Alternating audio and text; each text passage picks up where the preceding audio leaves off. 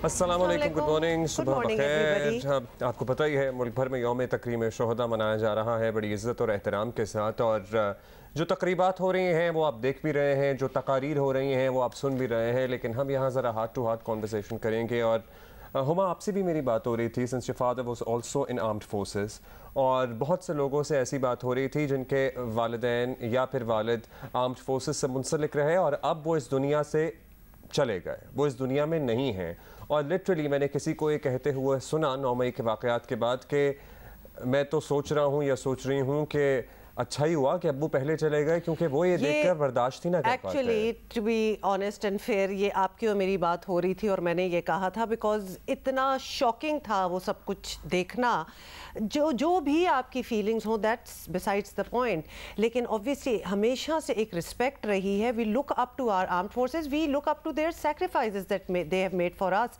और 9 मई को जो हमने सारा सिलसिला देखा ऑल अक्रॉस पाकिस्तान, वाकई जिनके पेरेंट्स, जिनके वालिदैन जो आर्म्ड फोर्सेस से मुंसलिक थे, जो नहीं रहे दुनिया में, तो दिल में पहली चीज़ यही आई कि शुक्र है कि मेरे वालिद साहब ने ये सब कुछ नहीं देखा। क्योंकि वो इतने ऑनेस्टली, एक वर्ड जो मैं यूज़ करूँ ना कि क्या फीलिंग होती, हार्ट ब्रोकन होते।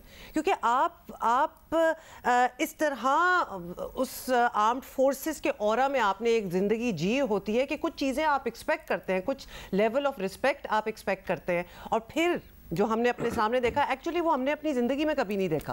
वो तो पूरे पाकिस्तान के लिए एक खौफनाक किस्म की एक नई चीज़ थी जो कि वी कैन नॉट। और रिवायती तौर पर नहीं कहा जा रहा कि जो दुश्मन न कर सका वो हमारे अपनों ने कर दिखाया। ये एक्चुअली दरअसल हकीकत है। जो दुश्मन नहीं कर सका, मतलब दुश्मन हमारी वर्दियों को आग नहीं लगाता रहा, दुश्मन हमारे घरों में इस तरह नहीं पहुंचा, मतलब 65 की जंग में BRB नहर नहीं क्रॉस करने दी हमने दुश्मन को, और यहाँ पर आप कहाँ तक पहुँच गए और जो किया वो भी सबके सामने है। और आज ना सिर्फ इसकी मसम्मत की जा रही है अक्रॉस द कंट्री, बल्कि एट द सेम टाइम जो हमारे शोहदा हैं, जिनका ताल्लुक अफवाज पाकिस्तान से है, जिनका ताल्लुक पाकिस्तान पुलिस से है, जिनका ताल्लुक फायर ब्रिगेड से है, इवन जो कि मुख्तलिफ सानहात में, मुख्तलिफ हादसात में, मुख्तलिफ वाक़यात में दुश्मन से नबर्द आज़मा होते हुए इस वतन की मट्टी की खातिर अपनी जान का नजराना पेश कर गए, और जिन्होंने इस मुल्क की असास को अपने लहू से सींचा है, उन्हें खराज तहसीन पेश करेंगे। और खराज तहसीन पेश करने के बहुत से मुख्तलिफ अंदाज होते हैं। एक अंदाज़ ये भी है, चंद 2 साल पहले आएगा या 3 साल पहले, चंद साल पहले ही मेरा शोहदा की मुतअद्दिद फैमिलीज़ से मुलाकात करने और इनको इंटरव्यूज़ करने का इत्तफ़ाक़ हुआ। और हुमा, वो हौसला गैर मुतज़लज़ल होता है इनका। मतलब जवान लड़कियां जो कि बेवगी की ज़िंदगी गुजार रही हैं, अपने बच्चों को सिंगल हैंडेडली पाल रही हैं, वो शोहदा की माएँ, इनके बाप, इनकी बहनें, इनके भाई, अगर आप कहानियाँ सुने, यू गेट शॉक। एक्चुअली आप जब उनसे मिलते हैं तो आप अंदाज़ा भी नहीं कर सकते और सोच भी नहीं सकते, इमेजिन नहीं कर सकते कि कभी आप उस पोजीशन में हों। क्योंकि जो हिम्मत उनकी होती है, जिस तरह वो बात कर रहे होते हैं। आज हम अपने शो में शोहदा की फैमिली से भी बात करेंगे, और मेरा ख्याल है कि ये बड़े इमोशनल मनाज़िर इस तकरीब में भी, जो मरकजी तकरीब थी इस्लामाबाद में, उसमें भी देखने को मिले। बिल्कुल ये हुआ है, और इससे इनफैक्ट प्राइम मिनिस्टर शहबाज शरीफ ने एड्रेस भी किया, बल्कि प्राइम मिनिस्टर भी आप दीदा थे जब वो फैमिली से मिल रहे थे। और कुछ पार्ट उसका हम आपको दिखाना चाहते हैं, प्राइम मिनिस्टर का क्या कहना था।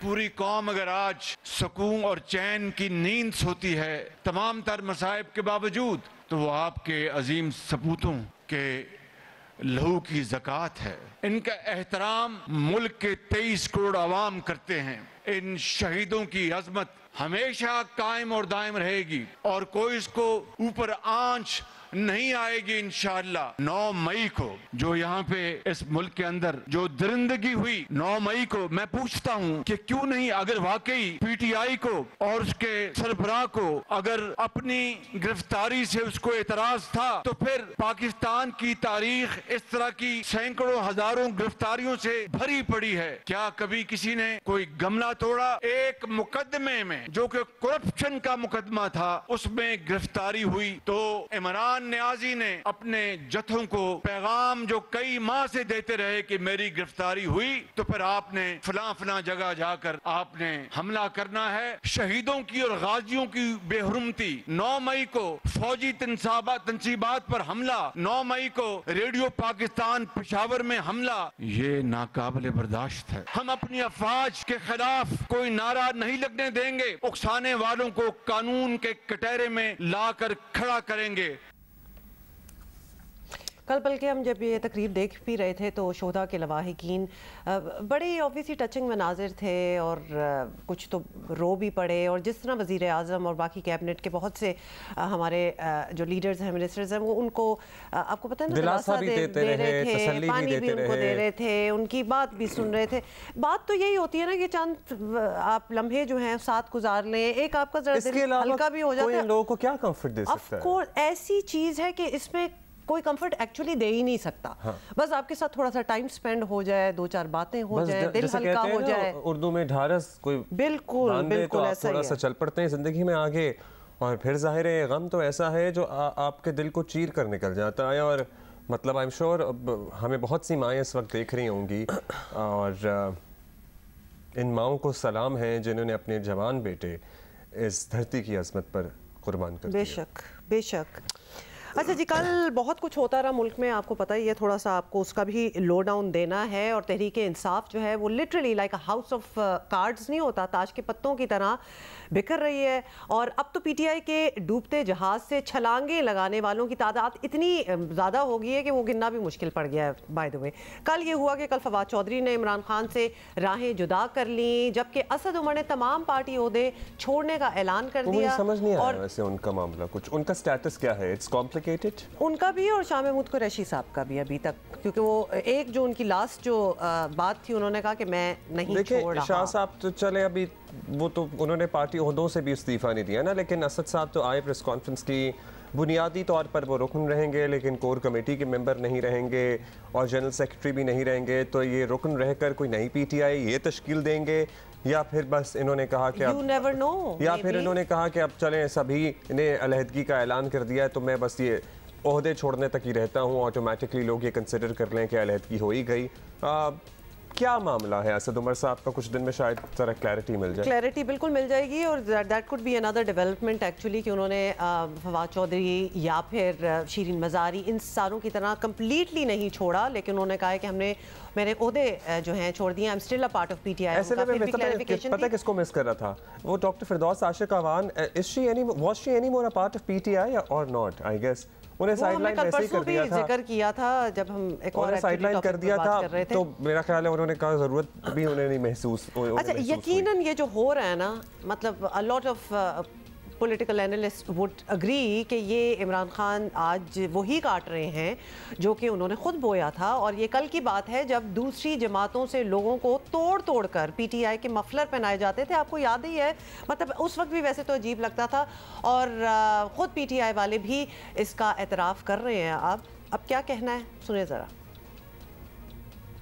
सारे के सारे मिल के एक वोट नहीं तोड़ सकते। जो इमरान खान है उसके साथ मैं खड़ा हूँ, उसके साथ करोड़ों लोग खड़े हैं और हम कोई छुपे हुए नहीं हैं किसी कागजी शेर की तरह। बिल्कुल मैदान में हम खड़े हैं। इंशाल्लाह ये मुल्क है, इसको ठीक करें। मेरा तबसरा ये है कि वो वापस जा रहे हैं जो डेपुटेशन पे भिजवाए गए थे। उनको कहा गया है कि कैबिनेट डिवीजन रिपोर्ट करो। एस्टेब्लिशमेंट अब वो डेपुटेशन पे जो भिजवाए गए थे उन्हीं की वजह से अपेरेंटली फिर पाकिस्तान तहरीक इंसाफ इक़्तिदार में आई। तो फिर ये क्यों कहते हैं कि हमें सेलेक्टेड ना कहो, हमें इलेक्टेड कहो? फिर ये तो पूरा नोशन ही निगेट हो गया ना कि हमें सेलेक्टेड ना कहो। जब 2018 में इलेक्शन हुए थे इनके मुखालफीन ने सेलेक्टेड कहते थे, इलेक्टेड नहीं कहते थे। अब आपके अपने रहनुमा एतराफ़ कर रहे हैं कि वो लोग जा रहे हैं छोड़ के। जो तवील फहरिस्त है, अभी और भी बढ़ेगी, जो डेपुटेशन पे आए हुए थे, तो अगर सारे लोग तकरीबन वहीं से आए थे तो फिर आप खुद किस तरह से हर सर इक़्तिदार आए थे? चीज़ों को अब एक्सप्लेन करना बड़ा मुश्किल हो जाता है। ऑल्दो उस वक्त भी क्वेश्चन मार्क्स थे कि क्या हो रहा है, लेकिन अब तो सामने ही है सब कुछ क्या है। और आपको एक बात याद दिला दें कि इमरान खान अपने दौरे हुकूमत में सियासी मुखालफिन का वजूद जो है वो बर्दाश्त करने को तैयार नहीं थे। ये इतनी पुरानी बात नहीं है कि लोगों को भूल जाए। हर दूसरा नुमाया सियासी रहनुमा जेल में था, आपको याद ही होगा, और तहरीक इंसाफ इस पर कौम को मुबारकबादें देते थे। और थोड़ा सा रिमाइंडर, हमजा शहबाज की गिरफ्तारी, नवाज शरीफ की गिरफ्तारी, आसिफ जरदारी की गिरफ्तारी, ये पाकिस्तान के रोशन मुस्तकबिल की अलामत है। आज इमरान खान ने, पाकिस्तान तहरीक इंसाफ ने ये वादा पूरा किया है। अब जेल की फाइल शुरू हो गई है और मैं आज आपके रिकॉर्ड का हिस्सा बना दूंगा। नेक्स्ट खाकान अब्बासी साहब है। हम पता है क्या, अभी इससे पहले कुछ खानदानों का जिक्र कर रहे थे, कुछ माओ का जिक्र कर रहे थे, कुछ जवानों का जिक्र कर रहे थे। फवाद चौधरी भी हमारे ही कौम के लोगों में से एक हैं और हमारे ही कौम के एक नौजवान सियासतदान हैं, या जवान सियासतदान है, नॉट सो नौजवान, but what a tragedy and what a level he had stooped to when he was in power.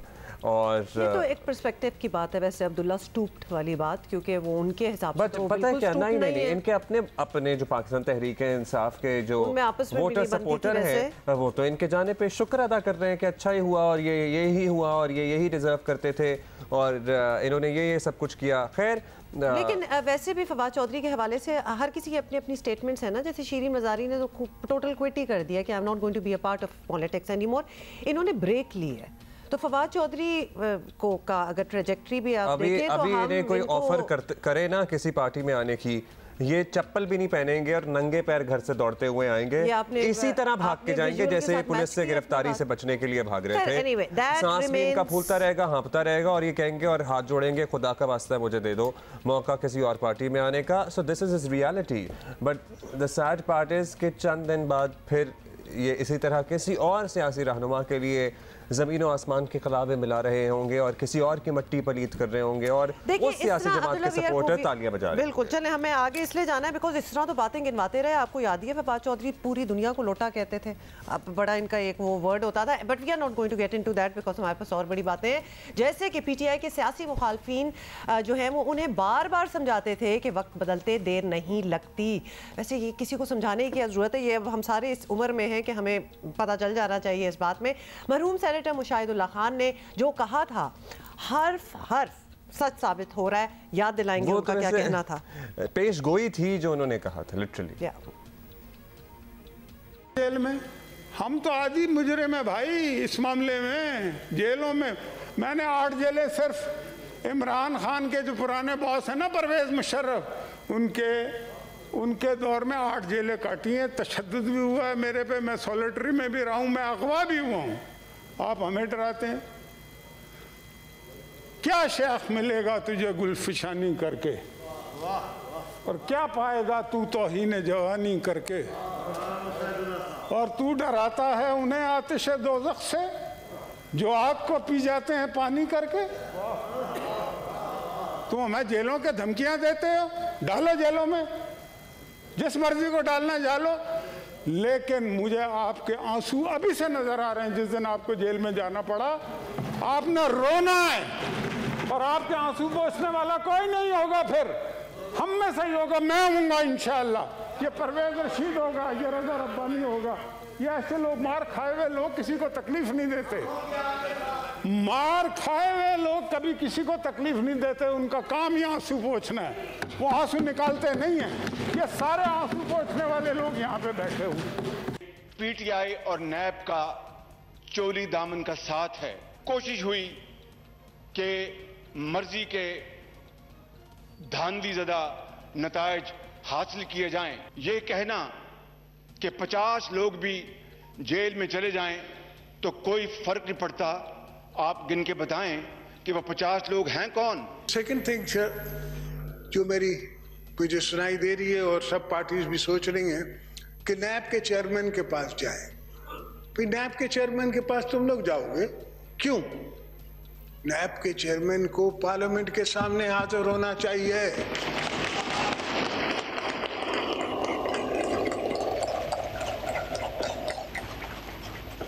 और ये दोस्तों मेरी बात नहीं है, मैंने तो बड़े नैब देखे हैं और मैं देखता रहूंगा, ये तो मसला ही नहीं।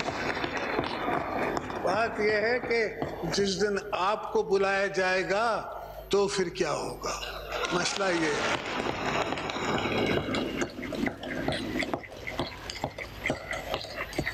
मुझे आपका गम है ना, वो ज्यादा है, अपना नहीं है। तो मैं ये चाहता हूं कि हमने ही पार्लियामेंट को इज्जत देनी है, हमने अपनी पार्लियामेंट को मजबूत करना है। जितना हो सका है मेरे हाथ में है, मेरे ताकत पे था पॉलिटिकली, मैं करता आया और अब भी मैं पार्लियामेंट के लिए, जमहूरियत के लिए ही काम करना चाहता हूं। जो बात मियां नवाज शरीफ को समझ आ गई, जो पीपल्स पार्टी को समझ आ गई, तुम्हें समझ क्यों नहीं आई? चलो तुमने एक बार वारदात कर ली, एक बार तो सबों ने वारदात की, तुम फिर वारदात करना चाहते हो, तुम फिर आवाजें दे रहे हो कि मुझे लाओ और तख्त पे बिठा दो। कितने इमैच्योर आदमी हो तुम। ट्रेजेडी ये कि जो हो रहा है, मतलब इसे जमहूरियत के लिए नेक शगुन तो करार नहीं दिया जा सकता किसी भी तौर, लेकिन ये बात मुझे पता नहीं कहनी चाहिए या नहीं कहनी चाहिए कि जब पाकिस्तान तहरीक इंसाफ के मुखालिफिन के साथ ये सब कुछ हो रहा था और वो जिस तरह ठट्ठे लगा रहे थे और मुबारकबादें दे रहे थे और तालियां बजा रहे थे और ये कहते थे कि मैं इनका एसी भी बंद कर दूंगा और मैं पानी भी बंद कर दूंगा और मैं कंबल भी छीन लूँगा, अब जब पाकिस्तान तहरीक इंसाफ के साथ यही हो रहा है तो इन कंपैरिजन मुझे लग रहा है कि इनके मुखालिफिन थोड़ी ग्रेस का मुजाहरा कर रहे हैं और एटलीस्ट ठट्ठे नहीं लगाए जा रहे हैं, क्योंकि वही बात है ना, बिल्कुल बिल्कुल बात वही हो गई है। सेनेटर मुशाहिदुल्लाह खान ने जो कहा था कि जिन्होंने जेलें काटी हो ना, जिन्होंने तकलीफें देखी हो, तो फिर वो इस तरह नहीं लोगों का लेकिन पता है क्या, अब इनके भी मुझे नहीं लग रहा कोई आंसू पोंछ रहा है, क्योंकि इतनी जहर आलूद कर दी गई सियासत कि अब लिटरली जो पहले मुखालिफिन एक दूसरे के आंसू पोंछ लेते थे ना, अब तो कोई आंसू पोंछने वाला भी आई डोंट थिंक सो कि इनके इर्द गिर्द मौजूद है। इनफैक्ट अगर आप देखें कि 9 मई के बाद पीटीआई के सैकड़ों कारकुन जो हैं और दर्जनों रहनुमा जेलों में हैं, वी ऑल नो दैट, और कई रिहा हुए हैं और फिर पकड़े गए और हुकूमत पर इंसानी हकूक़ की खिलाफ वर्जियों के इल्ज़ामात भी लग रहे हैं, यहाँ तक कि पीटीआई पर पाबंदी लगाने की बातें भी हो रही हैं। ये एक प्लान के तहत सब कुछ हो रहा था। इस बैकग्राउंड में इम्कानात हैं और ज़रूर इसका फ़ैसला कोई नहीं हुआ, लेकिन इसका जायज़ा ज़रूर लिया जा रहा है कि पार्टी के ऊपर पाबंदी लगा दी जाए। अगर ये फ़ैसला किया गया तो पार्लियामेंट से डेफिनेटली रुजू किया जाएगा। हम पार्लियामेंट को जो है एतमाद में डेफिनेटली लेंगे और ये पीडीएम की पार्टीज़ का एक मुश्तरका फ़ैसला होगा। अच्छा जी, हम इस पर ज़ाहिर है हमने दावत दी है सेनेटर मुशाहिदुल्लाह साहब के हिसाबजादे सेनेटर अफनानुल्लाह को, लेकिन उनसे गुफ्तगू करने से कबल सिर्फ 30 सेकंड आपके सामने एक सवाल करना चाहूँगा कि अभी मैं 3 दिन पहले इमरान खान साहब की ट्विटर स्पेस सुन रहा था जिसमें वो कह रहे थे हकीकी आज़ादी लेनी है और ग़ुलामी से बेहतर तो मौत है और ग़ुलाम होने से बेहतर है कि मर जाना चाहिए उसे, जो अपने आप गुलाम बनने से बेहतर ये है, तरजीह उसकी ये होनी चाहिए कि वो मर जाए। और ज़्यादातर जो ऑडियंस है, जो बार एक मर जाने वाली बात हो रही थी ना, मुझे थोड़ा सा खौफ आ रहा था। ठीक है, ये ज़्यादातर ऑडियंस कौन थी? नौजवान बच्चे जिनकी उम्रें 16, 17, 18, 21, 22, 25, 23 साल हैं। मतलब एक 70 साल अब बुजुर्ग नौजवानों को ये कह रहा है कि तुम्हें मर जाना चाहिए। मतलब मुझे समझ नहीं आ रहा कि what are we doing and where are we going to, ऐसी बातें और ऐसी suggestions coming from the top, जो कि खान साहब ऑब्वियसली लीडर हैं अपनी पार्टी के, बहुत खतरनाक बातें हैं। They are very very dangerous in the sense कि 9 मई को आपकी इंसिनुएशन पे हमने जो होते हुए देखा है, उसके बाद फिर मजीद एक हाथ और आगे जाके कि भाई गुलामी तो करनी नहीं है, मर जाओ। Why are you doing this when you know कि आपके फॉलोअर्स किस तरह, जो बहुत ही हार्डकोर फॉलोअर्स हैं, वैसे तो हर फॉलोअर को थोड़ा सा दिमाग भी इस्तेमाल करना चाहिए किसी भी पार्टी में हो, लेकिन ये तो लिटरली कर लेते हैं जो आप कह रहे होते हैं। So you have to be very careful. और लेकिन वो केयरफुल वाला किसी के बच्चे कभी भी नहीं क्यों मरे एक खोखले हकीकी आज़ादी के नारे के लिए? मैं क्यों किसी के नौजवान बच्चे को कहूँ, मैं ये तरगीब दे रहा हूँ एज ए लीडर उसे कि तुम्हें तो मर जाना चाहिए। और क्या एग्जाम्पल आपने सेट किया है जो कि बड़ा यजीम हो, जिसके पीछे कि हाँ ऐसी चीज़ होनी चाहिए, चलो कुछ ऐसा नहीं किया पीटीआई ने, तो लिहाजा ये कह देना, मैं उन्हें नहीं कहूँगा कि वो हकीकी आज़ादी से बेहतर है कि ये हो जाना चाहिए। मतलब कम ऑन। हम ज़रा बात कर रहे थे उसी हवाले से और फिर हम पाकिस्तान तहरीक इंसाफ के एक फ्यूचर की भी बात कर रहे थे और हमने दावत दी रहनुमा मुस्लिम लीग नून सेनेटर अफनानुल्लाह खान साहब को। बहुत शुक्रिया आपका अफनान साहब। आपके वालिद साहब की भी हमने अभी तकरीर कुछ देर पहले चलाई थी, बताइएगा पाकिस्तान तहरीक इंसाफ के दौरे हुकूमत में जो हुआ वो सर्टनली गलत था, लेकिन अब जो हो रहा है सर उसे भी ठीक तस्लीम करना ज़रा मुश्किल है। मुशाहिदुल्लाह खान साहब उन लोगों में शामिल थे जो कहते थे ये जुल्म कर रहे हैं, कल इनके साथ यही होगा, लेकिन हम इनके साथ खड़े होंगे। तो आप लोग क्यों नहीं खड़े हो रहे? तो सर ये मुनासिब तो नहीं है, जमहूरी क़ुव्वतों को तो एक दूसरे का साथ देना चाहिए। जी बिस्मिल्लाहिर्रहमानिर्रहीम। देखें, किसी भी इंसान की तकलीफ़ का लुत्फ़ उठाना ठीक नहीं है, चाहे वो आपका जो है वो मुखालिफ हो या आपका दुश्मन ही क्यों ना हो। और हमें इससे कोई खुशी नहीं मिल रही कि इस मुल्क के अंदर जो है एक जो दायरों का सफ़र है, जो आज से कई दहाइयों पहले से हम जहाँ पे थे हम घूम घूम के वहीं पे आ जाते हैं और घूम घूम के वही तजुर्बे हम करते हैं जो हम पहले करते रहे और जो फ़ेल होते रहे। काफ लीग बनाई गई, अब PTI बनाई गई और पता नहीं क्या क्या, जुनेजो लीग थी, कन्वेंशन लीग थी, पता नहीं क्या क्या हुआ इस मुल्क के अंदर और हम दायरों के सफ़र के अंदर हैं। लेकिन मुझे उम्मीद इस बात की ज़रूर है, और जैसे कि मेरे वालिद साहब ने भी ये कहा था कि देखें हमें इस बात की ज़रूर जो है वो है कि जो लोग मुश्किल के अंदर हैं और अगर किसी के साथ ज़्यादती हो रही है तो हम उसके साथ खड़े। हम ये बिल्कुल जो है वो नहीं चाहते कि किसी के साथ भी ज़्यादती हो, मगर आप इस बात को ज़हन में रखें कि ये भी नहीं हो सकता कि हम एक जत्थे को इस मुल्क के अंदर शुहदा की यादगारों को डेसिक्रेट करने दें। इस तरह तो मुल्क नहीं चल सकता ना। और ये जो है ये कोई भी जत्था अगर आ जाए और वो मुल्क के अंदर इंतशार फैलाए, आग लगाए, तो हम उनको फूलों के हार तो नहीं बनाएंगे ना। उनको कहीं ना कहीं तो कानून और आइन के अंदर जो है वो जो भी मामला उसके अंदर लाना पड़ेगा। और मेरा ये ख्याल है कि हमने जो पिछले 5 साल का जो तजुर्बा है, जो प्रोजेक्ट इमरान खान था, मैं ये ज़रूर उम्मीद करता हूँ कि हमने इससे कुछ सीख लिया हो कि हम कम से कम आइंदा ये वाली हरकतें ना करें। जो नेचुरल रिकोर्स है पाकिस्तान में सियासत का और पॉलिटिकल लीडरशिप का, वो चलने दें। उसके अंदर बेहतरी भी आएगी, उसके अंदर तब्दीली भी आएगी। लेकिन ये जो कैटलिस्ट किया जाता है ना, जो स्काई लैब किया जाता है या ज़बरदस्ती मुसल्लत किया जाता है, उनका फिर वो बनते भी ऐसे ही और ख़त्म भी ऐसे ही होते हैं जैसे अब ये हो रहे हैं। अच्छा, नेचुरल रिकोर्स की आप बात कर रहे हैं तो ये बताएं कि ख्वाजा आसिफ साहब ने बताया है कि तहरीक इंसाफ पर पाबंदी का सोचा जा रहा है। आपकी ज़ाती राय में क्या ये फ़ैसला जमहूरी होगा, मतलब कि बात यहाँ तक जानी चाहिए भी कि नहीं?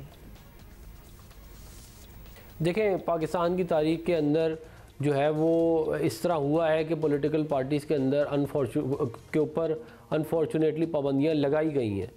और जो है वो इसकी एक मिसाल जो है वो नेशनल अवामी पार्टी है, जो बाद में अवामी नेशनल पार्टी बन गई और अभी भी है। मैं ज़ाती तौर पे समझता हूँ कि सियासी जमातों के ऊपर पाबंदियाँ लगाने से कोई फ़र्क नहीं पड़ता, क्योंकि वो नए नाम से रजिस्टर करके दोबारा जो है वो सामने आ जाती हैं। पाकिस्तान के अंदर अभी वो कानून मौजूद है कि जिन लोगों ने शर अंगेज़ हरकतें की हैं, जिन्होंने आग लगाई है, जिन्होंने गैर कानूनी काम किए हैं, उनको आप पाकिस्तानी कानून के तहत ही मैं समझता हूँ कि उनका ट्रायल होना चाहिए और हो भी रहा है। आप देख लें, जो लोग पकड़े जा रहे हैं उनको या तो एंटी टेररिज्म एक्ट के तहत जो है वो उनके ऊपर कार्रवाई की जा रही है या MPO के तहत हो रही है। तो और हम इसी के अंदर ही रह के ही हम जो है वो इन लोगों को डील करेंगे। आप ये ज़रूर याद रखिएगा कि मुस्लिम लीग नून के साथ इस तरह नहीं हुआ था।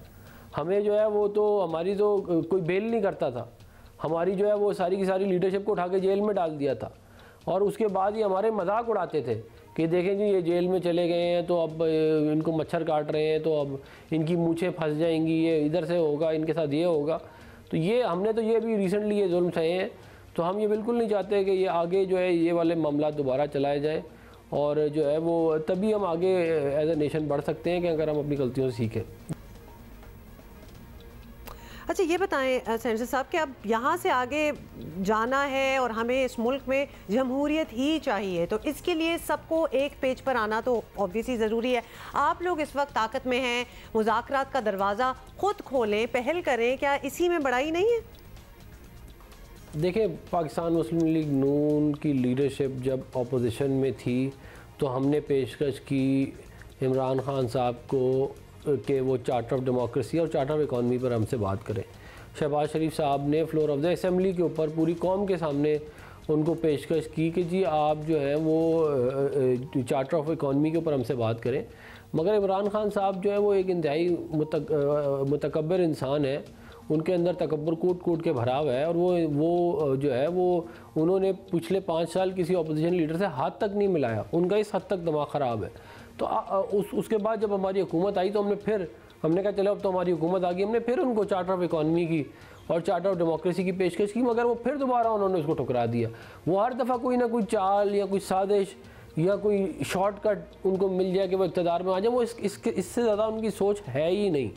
तो ये जो है वो ताली दो हाथों से बचती है। हम एक साइड से कितना मर्जी ट्राई कर लें कि जी ये मामला जो है वो सही चले, लेकिन खाली एक हाथ से नहीं हो सकता। आप ये देखेंगे 2007 में जब चार्टर ऑफ डेमोक्रेसी साइन हुआ तो उसके बाद पाकिस्तान की सियासत के अंदर से इंतशार काफ़ी हद तक कम हो गया था। पीपल्स पार्टी और PMLN ने एक दूसरे को एक्सेप्ट करना शुरू कर दिया था। इसी के नतीजे में आपने देखा कि 2013 के जो अदवार थे उसके अंदर जो है वो पाकिस्तान ने वॉर ऑन टेरर जो है वो जो पाकिस्तान में फैली हुई थी उसको जीता। पाकिस्तान दुनिया की जो है वो बेहतरीन इकॉनमीज़ में जो है वो GDP के हिसाब से आना शुरू हो गया। स्टॉक एक्सचेंज जो है वो जो है दुनिया की बेस्ट परफॉर्मिंग हुई और ये फॉरेन एक्सचेंज रिजर्व जो है हमारे रिकॉर्ड हुए। हमने CPEC किया, ये इस्तेहकाम था तो हुआ ना, लेकिन अब कुछ लोगों को ये इस्तेहकाम जो था वो मंजूर नहीं था। उन्होंने जो है वो इमरान खान को पाकिस्तान की सियासत के अंदर मुसल्लत किया और उसका नतीजा जो है वो जो मेहनत की गई थी 16, 17, 18 में, उसका नतीजा जो है वो पूरी कौम जो है उसके सामने आ रहा है। चलिए, बहुत शुक्रिया। आप कह रहे हैं कि जी हमने तो मुतादिद मरतबा चार्टर ऑफ डेमोक्रेसी की पेशकश की लेकिन नहीं हुआ, चार्टर ऑफ इकॉनमी की तो पेशकश हमें सर्टनली याद है। और हम इससे पहले आपको पता है फवाद चौधरी साहब की बात कर रहे थे ना कि आज उन्हें कोई सियासी पार्टी ऑफर करे तो वो उसी तरह सरपट दौड़ना कहते हैं इसे। Actually to be very honest and to be fair, हमें कुछ इस किस्म की ट्वीट्स आ रही थी, मतलब लोगों का भी कुछ सरपट दौड़ेंगे जैसे वो दौड़े थे, आपको पता ही है अब हाई कोर्ट के बाहर से। अगर एक और हकीकत और तल्ख हकीकत ये भी है कि अगर दोबारा से इमरान खान साहब को कोई सपोर्ट करे, कोई उन्हें सहारा दे और कोई उन्हें कहे कि मैं तुम्हें दोबारा इक़्तिदार में लेकर आऊँगा, तो वो दोबारा उसी रास्ते पर चल पड़ेंगे। नहीं, लेकिन बनता तो ये है ना कि पीपल लर्न, एवरीबडी लर्न्स। वैसे ही एवोल्यूशन होती है ना ज़िंदगी में, इंसान इन्वॉल्व करता है, तो आई एम होपिंग कि उन्होंने भी बहुत कुछ सीखा होगा। जी, मौजूदा सूरत हाल पर तज्जिया लेंगे। सीनियर सहाफ़ी आसमा शिराज़ी साहिबा ने हमें ज्वाइन किया। आसमा साहिबा, हम सबके सामने ही है जो हो रहा है, रिहाई मिलती है, प्रेस कॉन्फ्रेंसें होती हैं, क्या हम कहें कि PTI is having the test of its own medicine, या फिर अब हम इससे आगे बढ़ेंगे और कहेंगे कि ठीक है मकाफ़ात अमल कह लें या कुछ भी कह लें, लेकिन जो हो रहा है वो भी ठीक नहीं हो रहा? अनफॉर्चुनेटली जिस तरह की चीज़ें हुई हैं पिछले कुछ अरसे के अंदर, उसमें सबसे बड़ी चीज़ जो है वो पाकिस्तान की सियासत का वो अलमिया है जो कि बार बार सामने आ रहा है। कभी प्रेशर और कभी प्रेशर के बगैर, कभी मौका परस्ती और कभी जो है वो जिसे कहना चाहिए कि इनकलाब के नाम पर तब्दीली और तब्दीली के नाम के ऊपर जिस तरह से पाकिस्तान की सियासत का चेहरा ख़राब किया गया, वो एक खुली दास्तान है, एक खुला राज है जो कि सबके सामने है। तो जो कुछ भी अब हो रहा है, मकाफात अमल तो है ही, हम कहेंगे कि 2018 में मुख्तलिफ पार्टियों को तोड़ा गया था, लेकिन उसके साथ साथ 9 मई के वाक़यात को जो पिछली सियासत है उससे अलग करके देखना पड़ेगा। 9 मई के वाक़यात जो हैं उसने एक नई जहद दी है, सियासत के अंदर तशद्दुद की जहद दी है, सियासत के अंदर जो है वो जिसे कहना चाहिए घिराओ जलाओ, जो कि 2014 में भी हुआ था, उससे पहले भी हुआ, लेकिन उस तरह से नहीं था कि एक पॉलिटिकल पार्टी जो है वो प्रेशर ग्रुप के तौर पे काम करे। तो मेरा ख्याल है कि ये टाइम आ गया है कि हमें डिफरेंशिएट करना पड़ेगा कि सियासी जमात और प्रेशर ग्रुप में क्या फ़र्क है, और सियासी जमातें सियासी हुकूमतें अपनी पसंद की हुकूमतें बनाने के लिए जब तोड़ी जाती थी तो क्या था, और अब जब वो टूट रही हैं तो वो प्रेशर जो है उसको हम क्या मानी दे। तो मेरा नहीं ख्याल कि इस वक्त मकाफात अमल है। इसके साथ साथ ये भी है कि पाकिस्तान के अंदर जब भी एक गैर कुदरती गैर फितरी तौर पर आप एक सियासी जमात को बनाते हैं या सियासी जमात के नाम पे प्रेशर ग्रुप को बनाते हैं, तो वो फिर इसी तरह से जो है वो इस्टेब्लिशमेंट के कंधे के बगैर जो है हवा में तहलील हो जाता है। अच्छा आसमा, तहरीक इंसाफ तो दबाव में है, मौसर आवाज़ें जो हैं वो खोती जा रही हैं, लेकिन हुकूमत इसे काफ़ी नहीं समझती। PTI को बैन कर देने की बात भी हो रही है, तो क्या ऐसी सोच जमहूरी कहलाई जा सकती है? मेरा नहीं ख्याल, ये बिल्कुल गलत सोच है कि किसी जमात को जो है वो बैन कर दिया जाए या किसी जमात को जो है वो उसको इस बुनियाद के ऊपर कि आपका उसके साथ नज़रियाती इख्तलाफ है उसको जो है वो बैन किया जाए। लेकिन अगर किसी जमात के अंदर तशद्दुद है और अगर कोई जमात जो है वो कानून को अपने हाथ में लेती है तो उसके ख़िलाफ़, उन लोगों के ख़िलाफ़ कार्रवाई करनी चाहिए बहैसियत जमात। मेरा ख्याल है कि ये बहुत हो चुका है पाकिस्तान के माजी में, बहैसियत जमात कार्रवाई नहीं होनी चाहिए। उसके अंदर जो अनासर हैं जिनकी वजह से 9 मई जैसे वाक़यात होते हैं या हुए हैं, उनको ज़रूर आइडेंटिफाई करना चाहिए, उनको ज़रूर कानून के दायरे में और उसके जो एक घेरा, उसका जो एक घेरा है उसके अंदर लाना चाहिए। ये पाबंदियाँ बहुत लगती रही हैं, हमने बहुत माजी में देखी है। नैप को पे भी पाबंदी लगी थी और फिर क्या आप आज तक अवामी नेशनल पार्टी को ख़त्म कर चुके हैं? उनका फ़लसफ़ा, हालांकि वो डिक्टेटर्स ने किया था, उनका फ़लसफ़ा ये नहीं था कि आप घिराव जलाओ करें, जो कि अब इस वक्त अवामी नेशनल पार्टी है, ANP है। ना ही वो ये कहते थे कि वो ख़ुद को जो है वो करने वाले थे, यानी जो उनके सियासी कारकुन थे कि बादशाह खान की जो फ़िलासफ़ी पे अमल करते थे कि ख़ुद को आप ज़दों को कर लें, आपको नुकसान पहुँचा दें, लेकिन किसी को नुकसान नहीं पहुँचाना। और जो नॉन वायलेंट की वो बात थी, ये सियासत के अंदर तशद्दुद का अंसर जो है इसको बिल्कुल मुस्तरद करना चाहिए, मगर इसका हल सियासी जमातों के ऊपर पाबंदी नहीं है। आप ये बताइएगा आसमा साहिबा के हालात हैं सबके सामने, ये तहरीक इंसाफ से कर रही है, हुकूमती जमातों को ओपन स्पेस मिल रही है, क्या इसके बाद ये इम्कान पैदा हो गया है कि अब ये इलेक्शन करा देंगे? जी, मेरा ख्याल है कि स्पेस पॉलिटिकल पार्टीज़ को भी मिलनी चाहिए और मिल रही है और मिलेगी, मिलना चाहिए। ये एक सियासी हक़ है जिसको कोई छीन नहीं सकता। लेकिन अब इलेक्शंस के बिल्कुल इम्कानात हैं, इलेक्शंस पहले भी इसके इम्कानात मौजूद थे, मगर ज़ाहिर है कि एक अलमिया ये हो गया कि 63 की तशरीह के बाद से और फिर इंतखाबात एक सूबे में कराने के हवाले से जो अदालत की चीज़ें आई, उससे एक इबहाम जो था वो बड़ा था, उससे एक ज़्यादा जो पॉलिटिकल सिचुएशन थी या सियासी उफुक था उसके ऊपर एक जिसे कहना चाहिए कि काफ़ी ज़्यादा जिसे कहना चाहिए धूल उड़ गई थी, क्योंकि अगर एक सूबे में इंतखाब होता तो बाकी सूबों के अंदर इंतखाब का मसला एक बहुत जेन्युइन मसला था कि एक ही वक्त में सारा इंतखाब होना चाहिए, जिसमें मुज़ाकरात भी जारी थे। लेकिन इसका मतलब ये नहीं है कि मुज़ाकरात जो है वो ख़त्म किए जा सकते हैं, किए जाने चाहिए, अब भी मुज़ाकरात होने चाहिए। इलेक्शन से पहले आपको फिर एक पॉलिटिकल कंसेंसस की ज़रूरत पड़ेगी ताकि इलेक्शन जो है उसके बाद के जो मसाइल हैं वो ना हो सके। तो बिल्कुल इंतखाबात का एक की जो उम्मीदें हैं वो बढ़ गई हैं और इंतखाबात अब होंगे भी, होने भी चाहिए।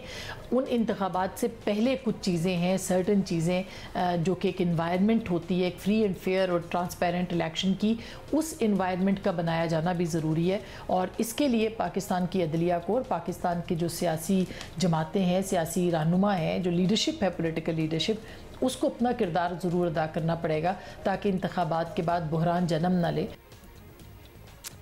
बहुत बहुत शुक्रिया आसमा फॉर स्पीकिंग विद अस। और आप कह रही हैं इलेक्शंस एक रियलिटी, वो तो हो ही जानी है, लेकिन बहुत पहले भी अगर ये फैसला हो जाता कि कब होनी है तो बहुत चीज़ें अवॉइड हो सकती थी। मतलब you have to come to some ideas कि किस तरह ये जो स्टेलमेट एक चल रहा है कितने अरसे से, उससे हम किस तरह आगे बढ़ सकते हैं। This was one way to do it, लेकिन वो अपॉर्चुनिटी क्या हम कल भी बात कर रहे थे ना कि कितना ही बेहतर होता अगर तमाम सियासी कुव्वतें साथ बैठकर ये फैसला करती हैं। और साथ बैठने वाला तो होना ही मतलब हो सकता था, आइडियली यस होना चाहिए था। कितना पोटेंशियल था, ये मुल्क की तरक्की का सोचती, मुल्क का सोचती और सिर्फ एक दूसरे को जेलों में डालने के प्लान ना बनाती। अभी तो आप दुआ करें अभी भी मामला जरा थम जाए और कुछ यू नेवर नो, पाकिस्तान में आपको पता अगले 5 साल भी इसी में गुजरेंगे, तो अगले कुछ महीने अगले साल क्या होगा। अभी हम खबर देंगे आपको कि एशिया कप की मेजबानी का मामला अब हल होता फाइनली नजर आ रहा है और जरा ये बता रहे हैं कि भारतीय क्रिकेट बोर्ड पाकिस्तान के हाइब्रिड मॉडल के तहत एशिया कप खेलने पर रजामंद हो गया है। भारतीय क्रिकेट बोर्ड के सेक्रेटरी जय शाह ने पीसीबी की तजवीज़ मान ली है। ज़रा बताते हैं कि हाइब्रिड मॉडल के तहत एशिया कप के 4 मैचेस पाकिस्तान में होंगे, बाकी न्यूट्रल वेन्यूज़ पर खेले जाएंगे। सो ये है लेटेस्ट। अच्छा, ये न्यूट्रल वर्ड ना बड़ा ही मुतनाज़ हो चुका है, तो न्यूट्रल वेन्यूज़ पे खेले जाएंगे लेकिन वो अभी बताया नहीं है। लेकिन हाल आपको बता दें कि न्यूट्रल वेन्यूज़ का फैसला नहीं हो सका है और इस हवाले से ऐलान 1-2 रोज़ में वैसे हो जाएगा, तो वो भी पता चल जाएगा। पहले आपको पता ही है Dubai is always the favourite spot और फिर श्रीलंका की भी बातें हो रही थी, तो लेट्स सी के ये कहाँ होंगे। But in the mean time आपको बताएं कि सारे हंगामे में किसी को सबको पता होगा डॉलर 305, 6, 7, 8, 9, 10, 15 पे ओपन मार्केट बेड़ा गर्क ही हो चुका है। मतलब उधर उस फ्रंट पे तो हम लेकिन डॉक्टर साहब रोज ऑलमोस्ट रोज इंसिस्ट करते हैं that we will not default, मतलब वो ऑलमोस्ट उनका लगता है कि उन्होंने गिना हुआ है कि मैंने दिन में कितनी बार इस बात को दोहराना है और दोहरा के शायद इसी तरह ही हो जाए that we shall not default इंशाल्लाह। लेकिन आपको ये बता दें कि वफाकी बजट बस चंद हफ्तों की दूरी पर है और एक आस थी कि शायद IMF से डील हो गई तो मईशत जो है वो की उखड़ी सांसें जो हैं वो संभल जाएंगी, लेकिन शबनम याद आ गई मुझे। अच्छा ठीक है, और कुछ उखड़ी सांसें मईशत भी शबनम है इस वक्त। तो जी बजट बनाने में भी कुछ आसानी हो सकती है अगर ऐसा हो जाता, लेकिन वो भी ना हो सका और हुकूमत ने हर तरह से नाक रगड़ ली, देख लिया सब कुछ करके, लेकिन मामलात जो हैं वो ठीक नहीं हो रहे। अभी तक शबनम का सोच रहे हैं हुकूमत ने क्या कुछ नहीं किया वो सोच रहा हूँ। बाकी खुद अपनी शहबाज राना हमारे साथ हैं, हाँ, उनसे बात उनसे अंदाज़ा लगाते हैं। IMF नहीं मानी लेकिन। अच्छा जी शहबाज राना साहब बताइएगा, आप तो बड़े मामलात पर नज़र रखते हैं। असल मसला आज भी इकॉनमी है, अब IMF प्रोग्राम हाथ में आ नहीं रहा, सुपर टैक्स पर सरमायाकार जो है वो ज़रा परेशान हैं, उड़क से गए हैं, कर्जे ही कर्जे हैं। बजट बनेगा कैसे? आवाम रिलीफ की कोई उम्मीद रखें भी, क्योंकि आगे हो सकता है, ये तो है ही इलेक्शन का बजट, कैसे देंगे ये रिलीफ? जी देखिए, आवाम को किसी भी किस्म की रिलीफ की मेरा नहीं ख्याल कि हुकूमत जो है वो सही मानों में कोई दे सकती है। रिलीफ के वादे तो किए जाएंगे, लेकिन जो पाकिस्तान की इस वक्त बजट की सूरत हाल है, इस वक्त जो कर्ज़ों की सूरत हाल है और जो ओवरऑल एक डिफ़ॉल्ट का रिस्क है, तो जो रियल रिलीफ है आवाम को वो मिल नहीं सकती। बजट का जो साइज़ है जो अभी टेंटेटिव है कोई 14,600 अरब रुपए का, इतने बड़े साइज़ में एक लग ऐसा रहा कि हुकूमत जो है वो बड़े अखराजात करना चाह रही है, बड़ा एक तरक्याती बजट देना चाह रही है, सब्सिडीज़ भी देना चाह रही है, तनख्वाह में भी इजाफा करना चाह रही है। लेकिन सवाल ये पैदा होता है कि क्या ये जो भी हुकूमत करने जा रही है ये सस्टेनेबल है या नहीं। मेरा नहीं ख्याल कि ये एक ड्यूरेबल एक सस्टेनेबल चीज़ होगी। अगर हुकूमत एक बहुत ही फिस्कली एक्सपेंशनरी एक बजट देती है जिसमें बेतहाशा रिलीफ देने की बात होगी, बड़ा एक तरक्याती बजट अगर देने की कोशिश करेगी, तो जो भी अगली हुकूमत इक़्तिदार के में आएगी इलेक्शंस के बाद, उसको शायद ये चीज़ें रिवर्स करनी पड़े। याद रहे 2018 में जब उस वक्त मिफ्ताह इस्माइल ने बजट पेश किया था वक्त से पहले, तो जब PTI की हुकूमत इक़्तिदार में आई थी तो उन्होंने आते ही उस बजट को सितंबर में रिवर्स कर दिया था। जो टैक्सेस की रिलीफ थी वो भी वापस ले ली थी, कुछ अखराजात में भी उन्होंने कमी बेशी की थी, FBR का टैक्स हदफ भी कुछ कम कर दिया था, बजाय उसको इस तरह की उन्होंने काफ़ी चीज़ें की थी। तो ये एक सियासी नारा, एक सियासी बजट तो हो सकता है, लेकिन ऐसा बजट जो हुकूमत जून में पेश करे और अगले जून तक वो अंडर इम्प्लीमेंटेशन है विदाउट एनी चेंज, ये होगा नहीं। चलिए ये तो आपने समझा दिया शहबाज राना, लेकिन ये बताएं कि एक तरफ ये सूरत हाल है, दूसरी जानिब हम ये भी देख रहे हैं कि इंटरेस्ट रेट बढ़ाकर इंपोर्ट्स कंट्रोल करके by the book of the book हर हरबा आजमा कर महंगाई कंट्रोल करने की कोशिश की गई, लेकिन ये कंट्रोल में खत्म कराएं वो भी मेरा ख्याल है हुआ वो सब कुछ तो हर घर में ही हो रहा है कि महंगाई कुछ कंट्रोल में आ जाए। तो इस मामले में हुकूमत क्यों नाकाम रही है? कुछ भी नथिंग हुआ कि जो दरामदात के ऊपर हुकूमत ने कदगन लगाई हुई है, ये महंगाई की वजह से नहीं बल्कि इसकी वजह से महंगाई बढ़ रही है। क्योंकि जब खाने पीने की अशिया, जो दूसरी एसेंशियल नीड्स हैं लोगों की, जो ड्यूरेबल गुड्स हैं, उनकी मार्केट में किल्लत पैदा हो रही है। अगर है जिसके पास कोई सप्लाई है तो उसने प्राइसेस बढ़ा दी हैं। पाकिस्तान में जो महंगाई बढ़ रही है वो 2-3 फैक्टर्स की वजह से बढ़ी है, जिसका हम सब बारहा जिक्र कर चुके हैं, मैं कोई नई बात बताने नहीं जा रहा। रुपए की कदर में बेतहाशा कमी हुई, उससे महंगाई में इजाफा हुआ। इंपोर्ट्स के ऊपर रिस्ट्रिक्शंस लगी, उससे महंगाई में इजाफा हुआ। सैलाब आए, उससे खाने पीने की अशिया की किल्लत हुई, उससे महंगाई में इजाफा हुआ। फिर जो बिजली की कीमतों में हुकूमत ने खुद इजाफा किया, उससे महंगाई में इजाफा हुआ। गैस की कीमतों में हुकूमत ने खुद इजाफा किया, उससे महंगाई में इजाफा हुआ। तो शरह सूद आप 30%, 35% भी कर लें, उससे फ़र्क नहीं पड़ेगा। हुकूमत, इसका उल्टा नुकसान ये हुआ है कि शरह सूद बढ़ने से हुकूमत का जो बजट था कर्ज़ों के ऊपर सूद की अदायगी के लिए, जो जून पिछले साल 3,950 अरब रुपये रखा गया था, उसके जो रिवाइज एस्टिमेट्स आ रहे हैं वो 5,200 से 5,300 अरब रुपए इस साल के आ रहे हैं। ये बताइएगा राना साहब, अब जो हालात हैं वो बता रहे हैं कि मौजूदा हुकूमत ही नहीं, आने वाली हुकूमत को भी बहुत ही मुश्किल का सामना करना पड़ेगा। एक लॉन्ग टर्म पॉलिसी या चार्टर ऑफ इकोनॉमी लिटरली ज़रूरी है। आपको स्टेक होल्डर्स इस तरफ जाते हुए नज़र आ रहे हैं? पहले जो हुकूमत है और हुकूमत के अंदर जो एक पॉलिटिकल पार्टी है वो तो अपनी पॉलिसीज़ के अंदर कंसिस्टेंसी ले आए, वो तो एक कोई इकनॉमिक पॉलिसी अपना ले। क्या हुकूमत पाकिस्तान ने, क्या PDM की हुकूमत ने ये फैसला कर लिया है कि आपका जो एक्सचेंज रेट मार्केट बेस्ड होगा या वो एक कंट्रोल्ड किस्म का मार्केट बेस्ड एक्सचेंज रेट होगा जहाँ पे आप उसके साथ ऊपर नीचे कर सकते हैं अपनी मर्ज़ी के मुताबिक? क्या PDM की हुकूमत ने ये फैसला कर लिया कि प्राइवेटाइजेशन अच्छी चीज़ है या बुरी चीज़ है?